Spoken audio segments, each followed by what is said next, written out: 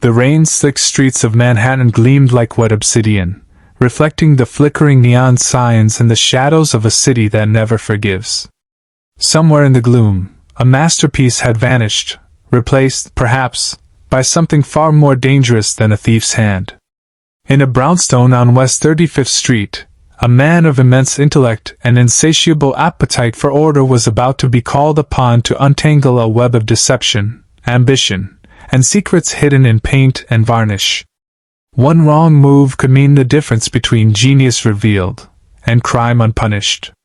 Tonight, the quiet streets would conceal a truth no one was ready to confront. If you love mysteries filled with cunning, suspense, and the thrill of the unexpected, don't forget to like, share, and subscribe to follow every twist and turn of Nero Wolfe's latest case. The adventure is just beginning. Chapter 1: The Visit of the Vanished Masterpiece. Rain was coming down in sheets that made Manhattan look like an overworked watercolor.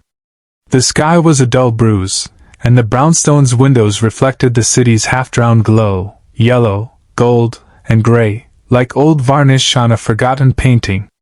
Inside, it was a different world entirely. The hush of good carpet, the faint aroma of orchids upstairs, and the steady clink of silver from the kitchen where Fritz was constructing a sauce that could have made a bishop break his vows. It was 6:30, which meant Nero Wolfe was engaged in his daily exercise, raising a glass of beer from the table to his lips. I was at my desk, reading the Gazette, trying to look busy in case he decided to make me catalog something. That's when the doorbell buzzed, a long, impatient note that had trouble written all over it. "Archie," Wolfe said without looking up. "That will be a person." "Sharp deduction," I said. "Shall I prepare the moat?" He made a sound like a bear rearranging itself for sleep. "If they are selling something, send them to perdition. If they are not, bring them in before my beer grows tepid." I opened the door, and the night fell in. She stood framed in the doorway like a figure in chiaroscuro, the sort of woman you don't expect to meet unless you've just made a very expensive mistake. The streetlight behind her carved the rain into silver threads, and every drop seemed to hesitate before touching her. Her eyes were dark, not black, but the kind of gray that happens when moonlight hits storm clouds. "My name is Lucia Morel," she said, her voice low and precise. "I must see Mr. Wolfe. It's a matter of some urgency." "Join the club," I said. "We get a dozen urgent matters a week, and most of them involve husbands who aren't where they should be." "This isn't domestic," she said. "It's artistic." That wasn't the kind of line you ignore, even on a wet night. I hung up her coat, a fine gray cashmere number that probably cost more than my entire wardrobe, and led her into the office. Wolfe was in his chair, of course. He looked like a small mountain draped in brown silk, the room's lamplight catching the shine of his bald head like it was part of the decor. The air smelled faintly of beer and orchids, and somewhere in the distance, civilization whimpered. "Miss Morel," he said, opening his eyes just enough to register her existence. "You may proceed. Mr. Goodwin will record your statement." She sat carefully, like a person used to being observed. Her gloves, soft cream leather, stayed on. That was my first clue she was nervous. "Mr. Wolfe," she began, "I've come to you because I'm being accused of a theft that I did not commit. Or perhaps, of a theft I could not possibly commit." "That," Wolfe said, "is already tedious. Clarify, if you please." "It concerns a painting, The Sorrow of St. Catherine. My father, Henri Morel, was a painter and a forger." "You've heard the name?" Wolfe's lips twitched. "Indeed. The late Monsieur Morel, a man whose imitations improved upon the originals. He was a fraud of genius." Lucia nodded. "Yes. After his death, his private collection came to me, including The Sorrow of St. Catherine, one of his finest forgeries. For years, experts believed the original Raphael to be lost. My father's version was accepted as the best-known example of what the missing masterpiece might have looked like. But last week, something impossible happened. I leaned forward. Impossible is our house specialty. She took a breath. The painting was stolen. But when I looked again, it was still there. Only, it wasn't my father's forgery anymore. It was the original Raphael. For once, I didn't have a wisecrack ready. Wolfe opened one eye fully and examined her as if she were a puzzle made of silk and nerves. You assert, he said slowly, that someone has stolen your counterfeit and replaced it with authenticity.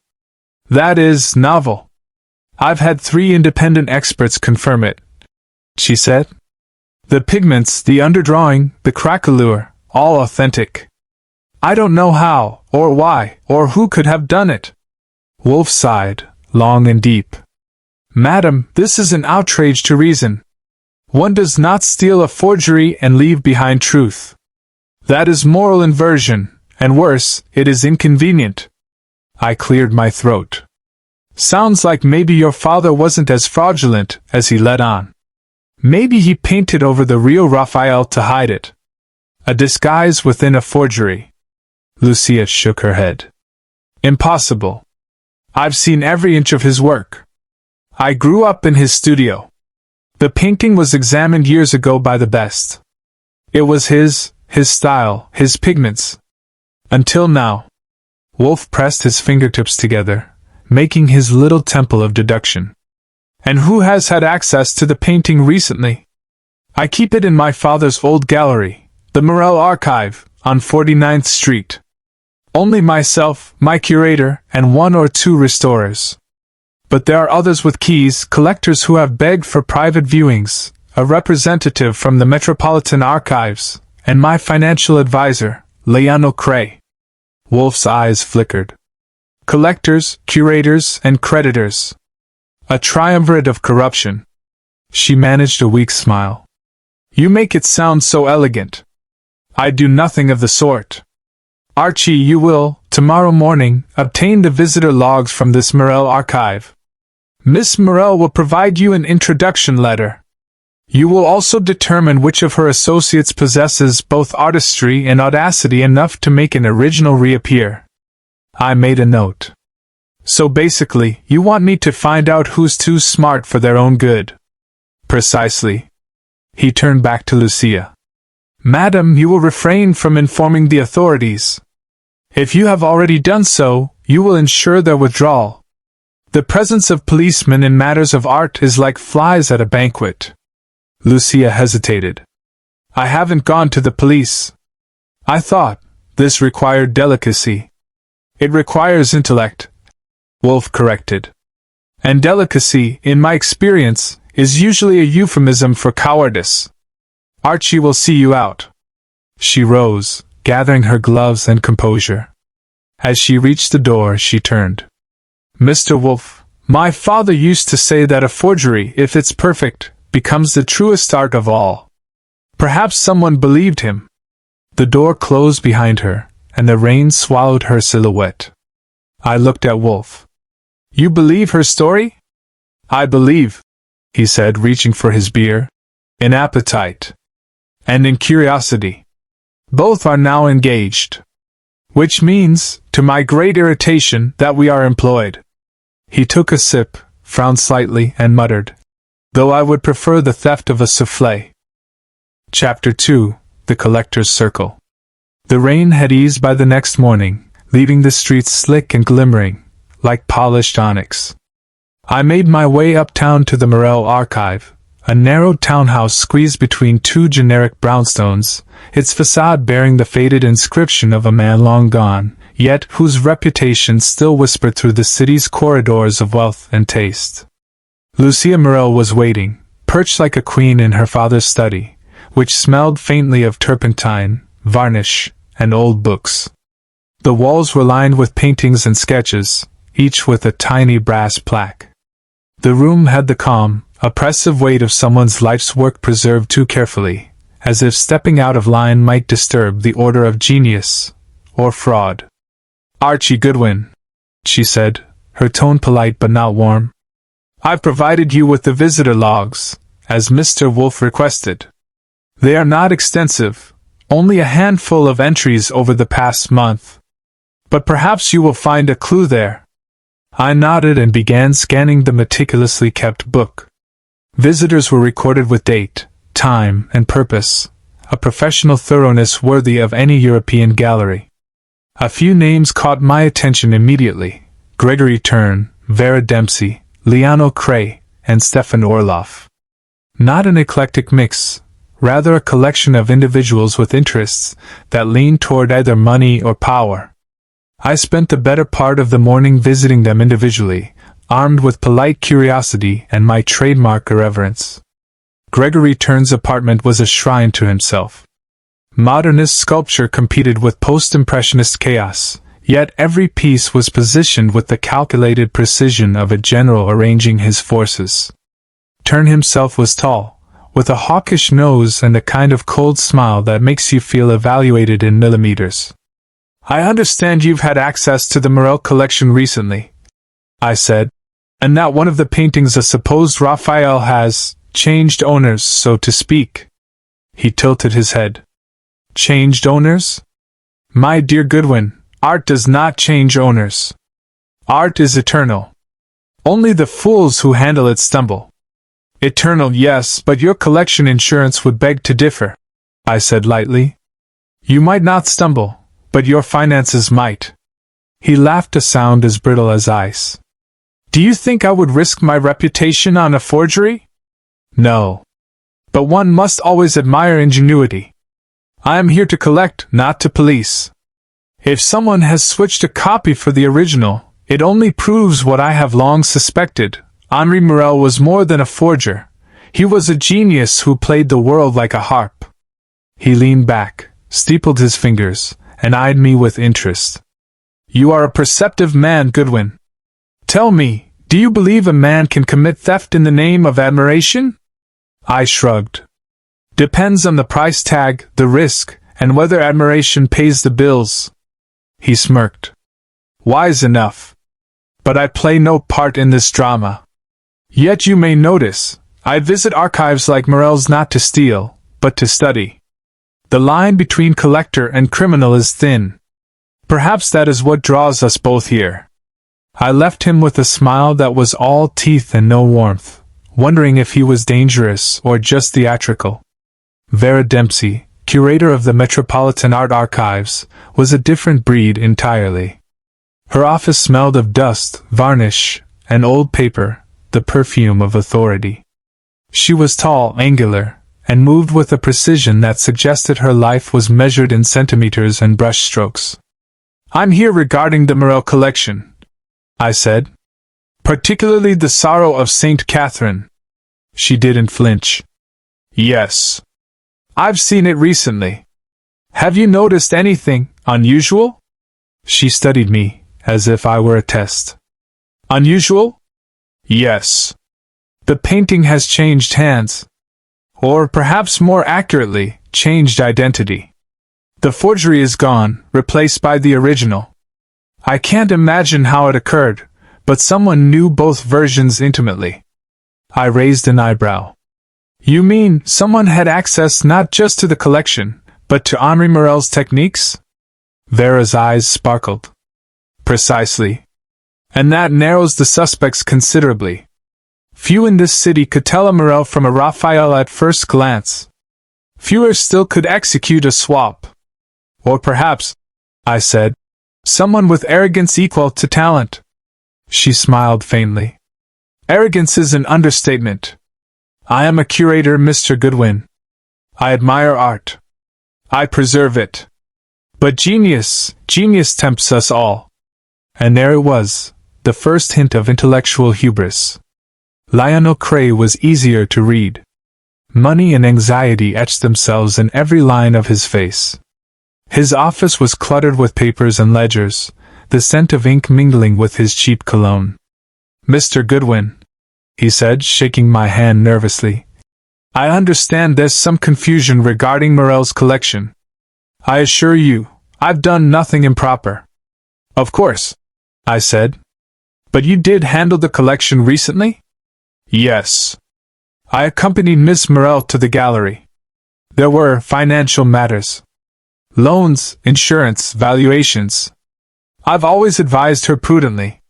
And have you had any disagreements with her? He hesitated. Disagreements are inevitable. But never regarding the art itself. Only the business of it. I left him sweating slightly, carrying the faint odor of desperation and expense. Stefan Orloff's studio was like a cathedral of paint and varnish, half-lit and redolent of turpentine. Canvases leaned against walls like soldiers awaiting orders, and brushes were arranged with the precision of a surgeon's instruments. I hear you restored the Sorrow of St. Catherine years ago, I said. Did you notice anything unusual about the painting recently? He frowned. It is one of the finest restorations I have ever undertaken. But recently? I was not called. I have had no contact with the painting. You did see the Morel collection recently? I visited, yes. I admire art. I do not meddle in theft. But one must recognize the temptation a painting like that offers. To see the fake become real, it is a siren song. There was again the mix of awe and arrogance that Wolfe loves to exploit. By evening, I returned to 918 West 35th, soaked, tired, and scribbling every note I could. Wolfe was reading Vasari's Lives upside down as usual, a cigar smoldering in the ashtray. Well, he said, eyes closed. Gathered information, I said. 4 main suspects, Tern, Dempsey, Cray, and Orloff. Each has motive in some form, financial, intellectual, or artistic. Each had access. And each has a sense of entitlement. Wolfe opened one eye. Access and arrogance, the classic mixture. The stage is set. And our play, I presume, will involve no physical violence, only mental gymnastics. Exactly, I said. So far, the only crime is curiosity, and maybe ambition. Curiosity can be lethal, Wolfe said softly. And ambition, well, ambition can ruin a masterpiece just as easily as a thief with a crowbar. I lit a cigarette, thinking about the next steps, follow the visitor logs, analyze the motives, and see who among them was clever enough to replace imitation with reality. It promised to be a battle of minds, one Wolfe thrives on, and I endure with a cigarette in one hand and a notebook in the other. The stage was set. And the first move, I knew, would be subtle. Almost invisible. Like the brushstroke of a master, or a forger. Chapter 3, A Canvas of Shadows. The following morning brought a fog that clung to the city like a secret. The streets were gray and damp, the kind of weather that makes men hurry, cabs splatter, and every puddle feel like a mirror of unease. I made my way to the Metropolitan Art Archives, a stone building whose interior smelled of dust, varnish, and ambition. Vera Dempsey was waiting, standing by a case of Renaissance sketches as though they were sentinels guarding her conscience. I understand you are investigating the Morel collection, she said, her voice measured, almost clinical. Particularly the Sorrow of St. Catherine. Yes, I said. It seems someone has swapped the forgery for the original. Did anyone have the skill to do that? Her lips curved faintly. Skill, yes. But access as well. Only a handful of people could recognize Morel's imitation from Raphael's original. And fewer still would dare to act. She paused, eyes narrowing. I know who visited the gallery last week. One man, a restorer, Stefan Orloff. He moves like a shadow. If he wished, he could erase a forgery and reveal the truth beneath it. But I do not believe he acted alone. Or alone at all, I said. Someone else could have guided him, perhaps unintentionally. Someone with knowledge and arrogance in equal measure. She shook her head. I am certain Orloff has touched nothing recently. Yet the painting is authentic now. And someone knew exactly how to conceal the swap. Leaving her office, I felt the familiar twinge of frustration. The first layer of the mystery was already showing cracks, and beneath those cracks lay more secrets than I could shake a magnifying glass at. Orloff's studio was my next stop. The air inside his workspace was pungent with turpentine and old paint. Canvases leaned against the walls, some half-finished, some abandoned, each seeming to watch me with a judgment I could not satisfy. Orloff moved quietly, as if the slightest sound might shatter a painting or his own composure. "I hear you restored the Sorrow of St. Catherine years ago," I said, watching him inspect a canvas with the precision of a surgeon. "Do you recognize the painting now?" He glanced at me, eyes cool and distant. "I do. But I had nothing to do with the recent change. I visited the gallery, yes, but I was not called to perform any work. Whoever did this knew the painting intimately. Whoever restored it had both knowledge and audacity." "And access?" I pressed. "Certainly. Access is the key," he said, tapping the edge of a palette knife thoughtfully. "But the real question is motive. Why would anyone go to such lengths to replace a forgery with authenticity? To protect Henri Morel's reputation? To restore art to the world? Or simply for intellectual vanity?" It struck me how little difference there was, in the end, between crime and artistry when you removed conscience from the equation. Both required cunning, patience, and the ability to see 1,000 moves ahead. Returning to the brownstone, I reported my findings to Wolfe. He was reclining, an untouched beer at his elbow, eyes closed as though he were in communion with the spirits of Renaissance painters. "So, Archie," he said, voice as smooth as aged brandy, "the restorer denies involvement, yet we know someone with his skill made this switch. A logical contradiction, but no contradiction in human folly. Observe how it blooms.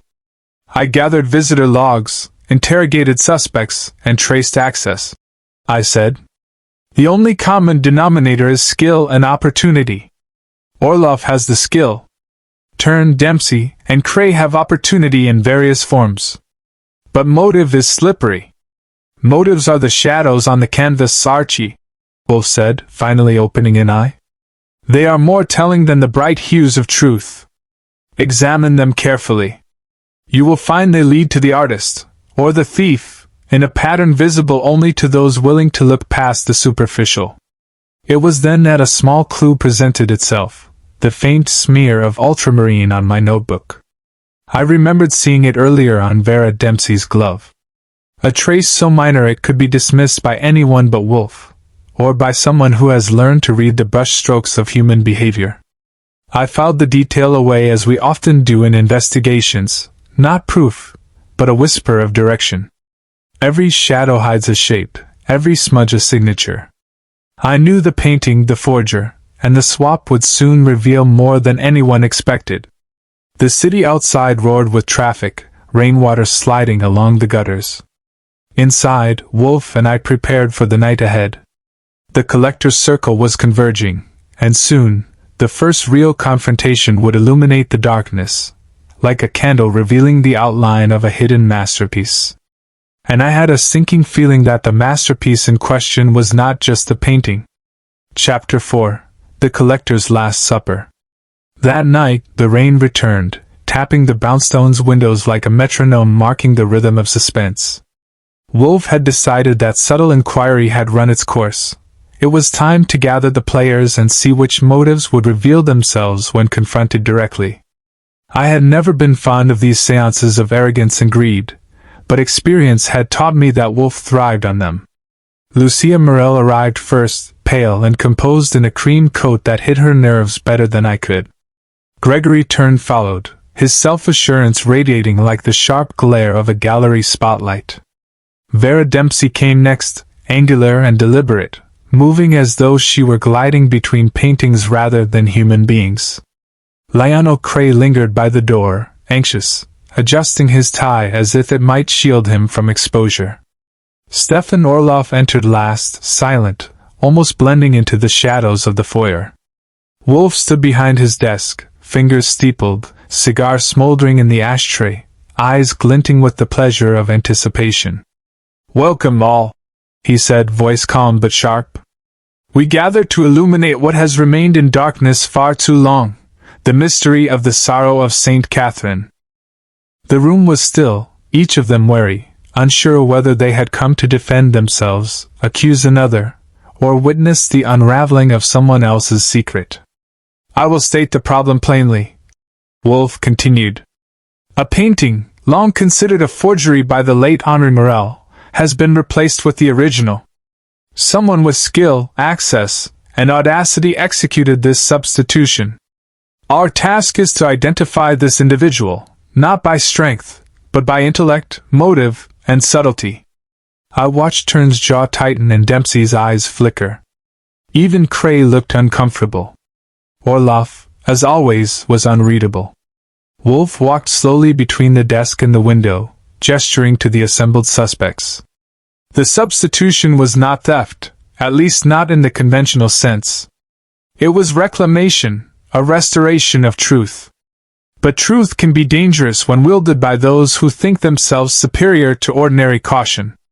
He paused, letting the words settle. "Now, let us consider the facts." He turned to the visitor logs, laying them out on the desk. "Miss Morel's gallery has been accessed by each of you in the past month. Each had opportunity. Each had, in some form, knowledge. And each, I suspect, has a reason, intellectual, financial, or otherwise, to influence the painting's fate." A tense silence fell. Then Wolfe's gaze sharpened. "Miss Dempsey, you have long admired Henri Morel's work. You were aware of the forgery, yet you saw the potential for truth to emerge. Mr. Orloff, you possess the skill to distinguish and to execute such a delicate task. Mr. Turn, your obsession with collection borders on compulsion. Mr. Cray, your financial interests could benefit from the swap." Vera Dempsey stood abruptly. "You have no proof," she said. "I did not touch the painting. I only observed it, as a curator must." Wolfe's smile was faint, almost imperceptible. "Observation can be action, Miss Dempsey. One smudge of ultramarine, barely visible, upon your glove, and the careful observer begins to see what the unwary overlook." A ripple passed through the room. Cray's color shifted slightly. Turn looked skeptical, though a shadow of unease crept across his face. Orloff remained calm, but his eyes betrayed something, a flicker of recognition, or perhaps warning. Lucia's voice trembled. "Then, who did it? Who replaced the forgery with the original?" Wolfe leaned forward, his hands resting on the desk. "Someone who desired both truth and control. Someone who believed the world could not see Morel's forgery as merely imitation. Someone guided by intellect and, yes, arrogance." Dempsey faltered, lowering her gaze. You mean me?" "Yes," Wolfe said softly. "You are not guilty of theft, Miss Dempsey, but guilty of what I call intellectual audacity. You revealed the original by removing the disguise, aware that few could recognize the act. You acted not out of malice, but from a belief that art, and truth, demand intervention. And in doing so, you left the forgery vulnerable to another hand." Cray's voice wavered. "Wait, the forgery? Where is it?" Wolfe's eyes glinted. "In your possession, Mr. Cray. You intended to use it for financial gain, unaware that you held a copy. Your ambition was blind to art, and thus it became your undoing. The original remains in Miss Morel's care. The swap, while temporary, is resolved." Turn's mouth opened, closed, then remained silent. Orloff nodded slightly, acknowledging the elegance of Wolfe's deductions. Dempsey slumped into her chair, a mixture of relief and chagrin washing over her. Lucia exhaled, finally allowing herself to smile. "So, the painting is safe, and the forgery is where it belongs?" Wolfe returned to his chair, pouring himself a beer. "Safe, yes. And instructive. This case, like many, demonstrates the dangers of curiosity, the arrogance of intellect, and the subtle power of observation. Miss Dempsey acted with daring, Mr. Cray acted with carelessness, and the rest, observed." I lit a cigarette, the room now quiet except for the rain outside. "So, in the end, everyone's motives played out exactly like you predicted?" Wolfe sipped his beer.